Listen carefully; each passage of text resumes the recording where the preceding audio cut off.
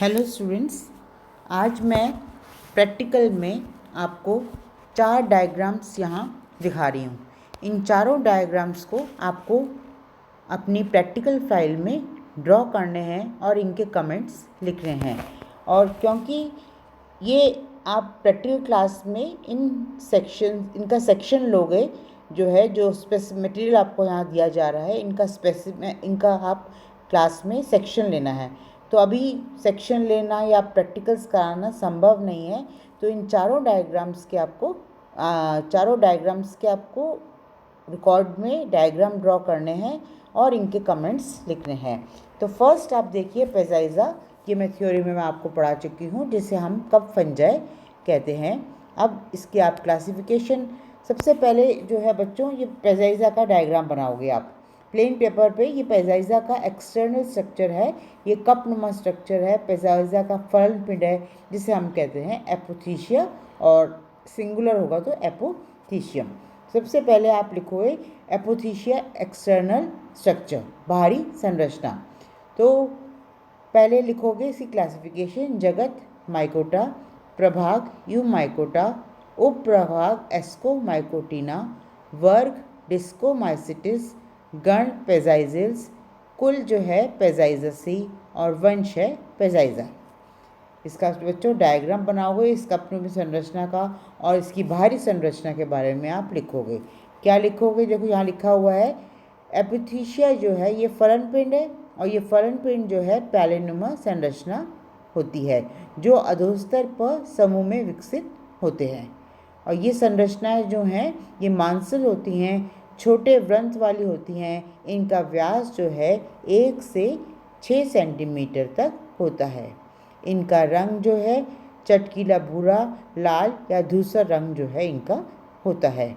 प्याले की ऊपरी तल पर आप लोग को यहाँ दिखाई भी दे रहा है डायग्राम पे, देखोगे आप तो प्याले की ऊपरी तल पर अवतल चक्रीय यानी कनकेव डिस्क जो है हमें दिखाई, उसकी परत जो हमें दिखाई देती है। और इस डिस्क रूपी जो परत है, इसके अंदर सहसूत्र यानी पैराफाइसिस और एसाई जो हैं वो आपको देखने को मिलते हैं। तो बच्चों कितनी बार एग्ज़ाम में ये हम जो हैं एपोथीशिया के जो ये कपनुमा संरचना है, आप कभी लैब में आओगे दिखाएंगे, एग्ज़ाम में जस्ट स्पॉटिंग के लिए रख देते हैं। और जब अगर हम स्पॉटिंग के लिए रख देते हैं तो हमें अंदर का स्ट्रक्चर तो स्टूडेंट्स दिखाई नहीं दे रहा, तो केवल बाहरी संरचना आप लिखोगे और इसकी क्लासिफिकेशन लिखोगे और इसको आइडेंटिफाई करोगे कि ये पेजाइज़ा का एपोथीशिया है। और ये 2-3 जो कमेंट्स मैंने आपको बताया इसके बारे में आप लोग लिखोगे और इसकी क्लासिफिकेशन आप लिखोगे। अब स्टूडेंट्स जब इस फलन पिंड यानी एपोथीशिया जो हैं इनका आप सेक्शन लोगे, आपको प्रैक्टिकल में सेक्शन लेने का है ना, तो सेक्शन जो आपके कोर्स में है, जब इसका आप एपोथीशिया का सेक्शन लोगे तो आपको इसका आंतरिक संरचना जो है दिखाई देगी। और ये देखो स्टूडेंट्स, ये है पेजाइज़ा की जो है इंटरनल स्ट्रक्चर यानी आंतरिक संरचना। अब आप देखो इसमें मैंने इस पे 3 भागों में ये डिवाइड होती है। इसका डायग्राम आप बनाओगे। सेकंड डायग्राम, पहले एक्सटर्नल मॉर्फोलॉजी का डायग्राम बनाओगे जो मैंने पहले बताया, और उसके कमेंट्स अलग से लिखोगे। उसके जस्ट नीचे आप ये जो है एपोथीशिया का सेक्शन का जो है उसका डायग्राम बनाओगे, और इसके कमेंट्स में आप लिखोगे कि ये जो प्याले की ऊपरी तल पर, आपको जैसे पहले ही बताया कि इसके 3 भागों में एपोथीशिया की जो संरचना है ये 3 भागों में डिवाइड होती है। पहला भाग जो है इसका हाइमीनियम, ऊपर लिखा हुआ है देखो हाइमीनियम। प्याले की ये ऊपरी तल पर कनकेव डिस्क के रूप में ये परत पाई जाती है, और इस हाइमीनियम में आप देखो आपको एसाई और पैराफाइसिस यानी सहसूत्र जो है वो नज़र आएंगे। एसाई व सहसूत्र जो है ये पैरेलली अरेंज्ड होते हैं और पैरेलल क्रम में एपोथीशियम के तल पर और परपेंडिकुलर रूप से व्यवस्थित होते हैं। तो एसाई व सहसूत्र पैरेलल क्रम में और एपोथीशियम के तल पर लंबवत रूप में व्यवस्थित होते हैं।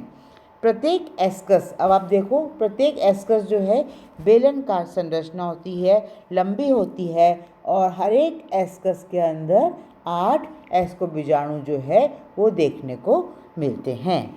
प्रत्येक एस्कस जो है ये एस्को बीजाणु इसमें ऑब्लिकली प्लेस्ड यानी तिरछे प्लेस्ड होते हैं और एस्को बीजाणु जो है एक केंद्र की होते हैं और दीर्घवृत्ताकार यानी एलिप्सॉइडल होते हैं।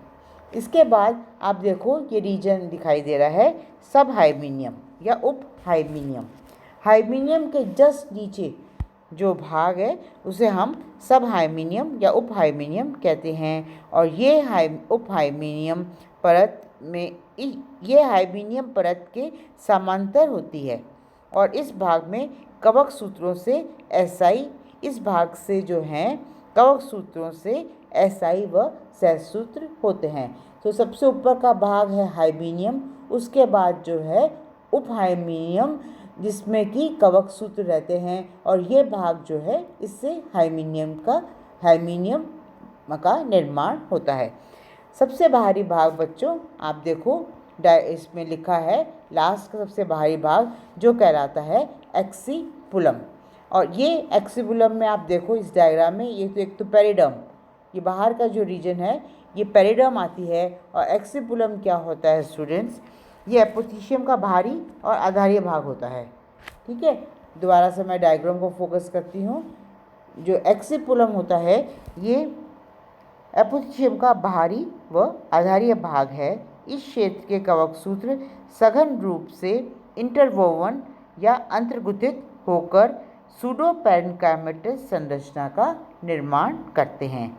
एपोथीशियम की बाहरी परत की जो भित्ति है उसे हम पेरिडम कहते हैं। तो बच्चों ये तो हुआ ट्रांसवर्स सेक्शन ऑफ एपोथीशिया जो कि 3 भागों में डिवाइड है, हाइमीनियम, सब हाइमीनियम और एक्सीपुलम। अब तो ये तो हुआ बच्चों एपोथीशिया। नेक्स्ट आपके कोर्स में है पक्सिनिया। पक्सिनिया की लाइफ साइकिल मैंने आप लोगों को बता दी है, आपको थ्योरी में पढ़ा दी है मैंने। अब आपको पक्सिनिया में गेहूं की पत्ती का जब आप सेक्शन लोगे आपको 2 प्रकार के बीजाणु जो है देखने को मिलेंगे। सबसे पहले पक्सिनिया के क्लासिफिकेशन लिखोगे, जगत लिखोगे माइकोटा, प्रभाग यूमाइकोटा, उप प्रभाग बेसिडियोमाइकोटिना, वर्ग है टीलियोमाइसिटिस, गण यूरिडिनेल्स, कुल जो है पक्सिनियासी और वंश है स्टूडेंट्स पक्सिनिया।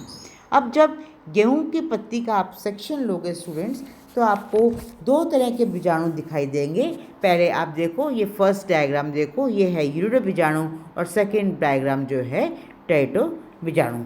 सबसे पहले आप यूरिडो बीजाणु के कमेंट्स लिखोगे, डायग्राम आप बनाओगे प्लेन पेपर पे। नेक्स्ट पेपर पे आप एक तरफ यूरिडो बीजाणु का ये सोरस जो है, सोरस क्या कहते हैं, ग्रुप में जब बीजाणु होते हैं उसे कहते हैं सोरस। तो यूरिडोसोरस का आप डायग्राम बनाओगे और इसके बारे में बीजाणु के बारे में आप लिखोगे। आप लोग क्या कमेंट्स में क्या लिखोगे कि पत्तियों पर यूरिडोसोराई जो है लाल या भूरे रंग के जो है स्फोट के रूप में दिखाई देते हैं और ये सोरस में सीमित कवक जाल से अनेक यूरिडो बीजाणु बनते हैं। इन यूरिडो बीजाणु के दबाव से परपोषी की अधिचर्म फट जाती है। तो ये आपको यहाँ लिखा हुआ दिखाई दे रहा है होस्ट एपिडर्मिस, तो ये गेहूं के पत्ती के अंदर बनते हैं और जब बहुत ज़्यादा इनका निर्माण हो जाता है तो परपोषी की त्वचा फट जाती है, इसलिए यहाँ लिखा हुआ है होस्ट एपिडर्मिस। तो होस्ट एपिडर्मिस के अंदर आप देखो समूह में आपको यूरिडो बीजाणु दिखाई दे रहे हैं। सबसे पहले लिखोगे ये समूह में होते हैं।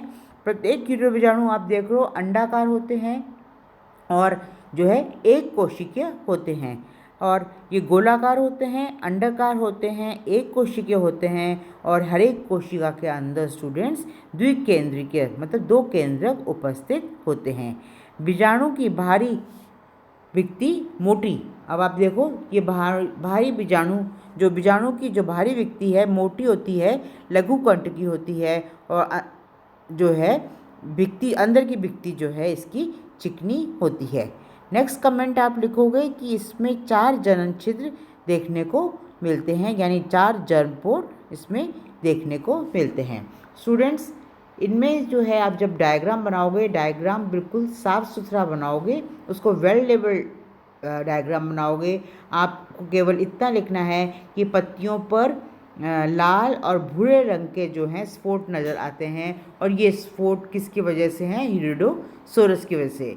जब यूरोबीजाणु का निर्माण बहुत अधिक संख्या में हो जाता है तो परपोषी की त्वचा फट जाती है, तो हमें ये डायग्राम में होस्ट एपिडर्मिस नज़र आ रही है। यूरोबीजाणु समूह में होते हैं, एक कोशिकीय होते हैं, एक द्विकेंद्रिय होते हैं, अंडाकार होते हैं या गोलाकार होते हैं। इनकी भित्ति जो है काफ़ी मोटी होती है और जो है बाहर की भित्ति लघुकंडकी और अंदर की भित्ति चिकनी होती है, और हर एक बीजाणु के अंदर जो है 4 जनन छिद्र होते हैं, और बीजाणु जो है इनमें व्रंत, आप नीचे देखो ये स्टॉक है, तो हर एक बीजाणु जो है इनमें व्रंत यानी स्टॉक उपस्थित रहते हैं। केवल 2 या 3 कमेंट्स लिखोगे, क्लासिफिकेशन लिखोगे और इसका डायग्राम जो है सेल्फ एक्सप्लेनेटरी, मतलब आप कमेंट्स अगर नहीं भी लिखोगे, डायग्राम्स आपका पूरी चीज़ एक्सप्लेन कर देगी, उसका आप डायग्राम तरीके से बनाओगे। तो गेहूं का पत्ती का जब सेक्शन लोगे तो यूरोबीजाणु देखोगे, और सेम गेहूं की पत्ती में अगर लाल भूरे की जगह काले रंग के स्पॉट नज़र आपको आ रहे हैं तो स्टूडेंट्स ये स्पॉट पॉस्ट्यूल्स जो हैं ये टेरिडोबीजाणु बनने के कारण हैं। यूरोबीजाणु और टेरिडोबीजाणु में देखो तो, और यूरोबीजाणु अगर समूह में होते हैं हम कहते हैं यूरोस्पोरस, और टेरिडोबीजाणु अगर समूह में होते हैं हम इन्हें कहते हैं टेरिडोसोरस। ध्यान रखिए यूरोबीजाणु मैंने एक कोशिका था, टेरिडोबीजाणु जो है ये द्विकोशिकीय होते हैं। यूरोबीजाणु काले रंग के लाल और भूरे रंग के होते हैं, टेरिडोबीजाणु गहरे काले रंग के होते हैं। यूरोबीजाणु में 2 केंद्रक उपस्थित होते हैं, टेरिडोबीजाणु में भी शुरू में जो है हर एक कोशिका के अंदर 2 केंद्रक उपस्थित होते हैं, लेकिन जब टेरिडोबीजाणु परिपक्व हो जाते हैं स्टूडेंट्स तो दोनों केंद्रक जो हैं संलग्न हो जाते हैं, फ्यूज हो जाते हैं, केवल एक केंद्रक यानी डिप्लॉयड कंडीशन हमें कोशिका में दिखाई देती है। यूरोबीजाणु क्योंकि अंडाकार होते हैं, गोलाकार होते हैं, लेकिन ध्यान रखना टेरिडोबीजाणु जो है लंबे शंक्वाकार यानी कोनिकल होते हैं। यूरोबीजाणु में 4 जनन छिद्र होते हैं, लेकिन टेरिडोबीजाणु में आप लिखोगे इसमें केवल 2 जनन छिद्र देखने को मिलते हैं। टेरिडोबीजाणु की भित्ति मोटी और चिकनी होती है, और इसमें आपको मैंने पहले बताया कि हर एक परिपक्व होने पे इनमें द्विगुणित केंद्रक देखने को मिलता है, और टेरिडोबीजाणु जो है अंकुरित होकर जो है वेस्टरोबीजाणु का निर्माण करते हैं। तो बच्चों जब गेहूं की पत्ती का आप सेक्शन लोगे तो 2 टाइप के हो सकता है केवल आपको यूरोबीजाणु दिखाई दें, और हो सकता है आपको टेरिडोबीजाणु दिखाई दें। तो जब आप डायग्राम बनाओगे ऊपर यूरोबीजाणु का चित्र बनाओगे और यूरोबीजाणु के बारे में साइड में लिखोगे, और नीचे टेरिडोबीजाणु का चित्र बनाओगे और टेरिडोबीजाणु के बारे में उसके साइड में लिखोगे। तो बच्चों आज ये 4 डायग्राम्स मैंने बताए, इसी के साथ जो है फंजाई के प्रैक्टिकल्स ऑलमोस्ट आपके कंप्लीट होते हैं, और नेक्स्ट क्लास में हम स्टार्ट करेंगे आप लोगों के एल्गी के प्रैक्टिकल्स यानी शैवाल के प्रैक्टिकल्स। Thank you.